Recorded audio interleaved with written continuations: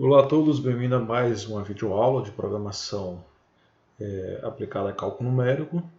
Agora, dando continuidade ao assunto do método dos mínimos quadráticos, do quadrados mínimos, nós vamos utilizar um ajuste de curva por um polinômio de segundo grau.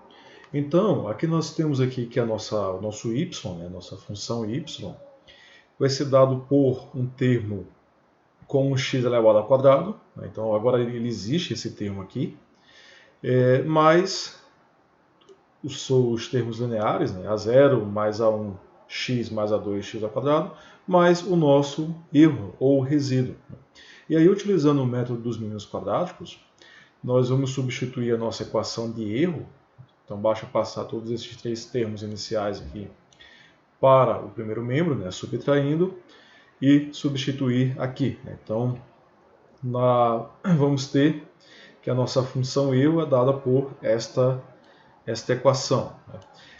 E aí, para resolver isso, vamos utilizar o mesmo que foi feito no ajuste de curvas por uma aproximação linear, por uma reta.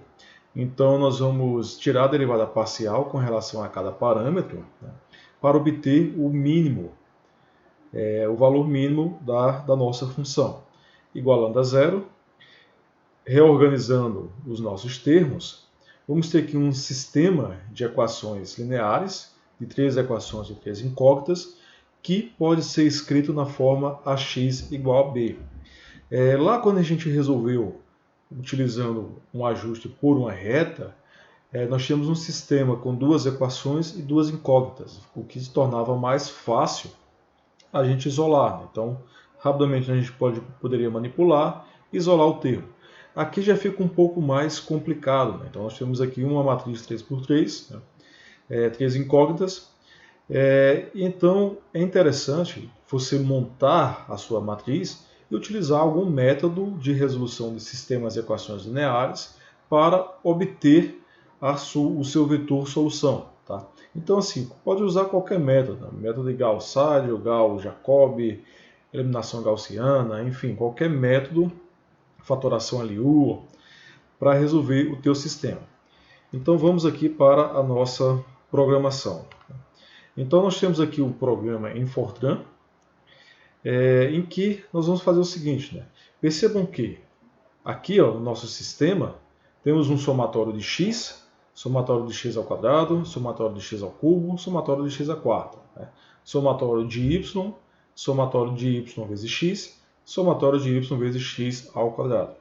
Então, todos esses somatórios nós vamos realizar. Tá? Então, aqui, inicialmente, eu vou entrar com os meus dados. Então, eu tenho ali, lá no meu... Aqui, ó, eu tenho os meus dados, Lá na minha pasta do meu programa, eu entro com os meus dados e aí eu vou capturar essas informações e vou atribuir, dizer quem é quem. Então, vou dizer quem é o meu vetor x, quem é o meu vetor y. Depois, eu vou fazer a minha soma.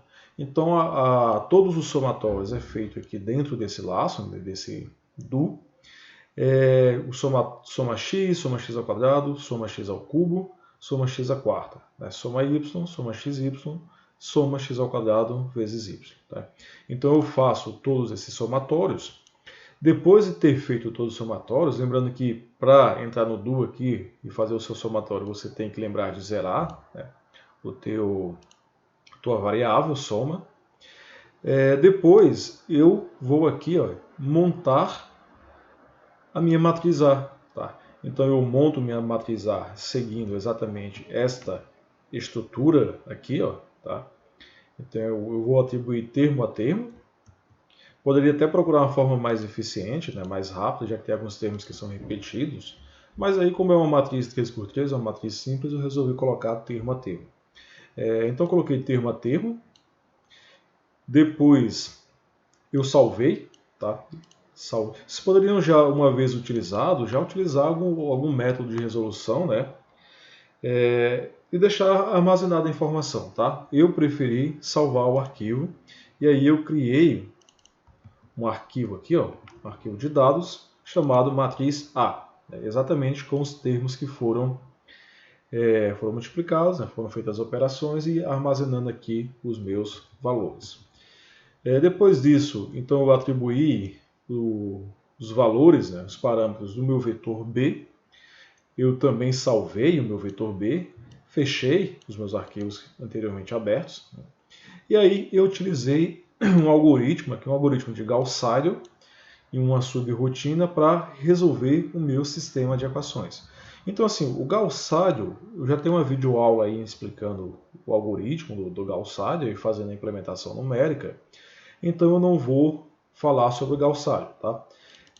Então, nesse programa aqui, eu somente utilizei o meu Gauss-Seidel, né? Então, eu chamei a subrotina chamada Gauss-Seidel. E depois dessa subrotina do Gauss-Seidel me devolver o meu vetor solução, né, eu apresento aqui. Né? Então, assim, o meu y, que é dado por a0 mais a1x mais a2x ao quadrado, e aí eu digo quem é a0, a1 e a2. E aqui, né, esse finalzinho, eu apenas gero uma curva com as informações, com os meus dados. Então vamos fazer o seguinte, vamos compilar aqui, ó. Prontinho, compilamos. Então aqueles dados, né, para aquelas informações, o meu algoritmo me retornou o seguinte valor. Né? Então, para o A0 de 2.4782, para o A1 2.3596, o A2 1.8606. Tá? Então esses são os valores de A1, de A0, A1 e A2, a ser utilizado no meu polinômio de segundo grau, né, para ter aí um ajuste de curvas. Plotando a nossa informação, plotando o nosso gráfico, né, vamos ter algo deste tipo. Tá? Então nós temos aqui na linha vermelha a nossa curva, dada exatamente pela equação obtida com o algoritmo. Tá? Então nossa curva em vermelho e em X, em preto aqui, os nossos dados, digamos, dados experimentais. Tá? Então, os nossos dados que eu entrei lá com as minhas informações. Tá? Então, é aqui em X em preto. E a curva se ajustando aos nossos dados. Okay? Então, essa é a implementação do método dos mínimos quadráticos com ajuste polinomial de segundo grau. Tá?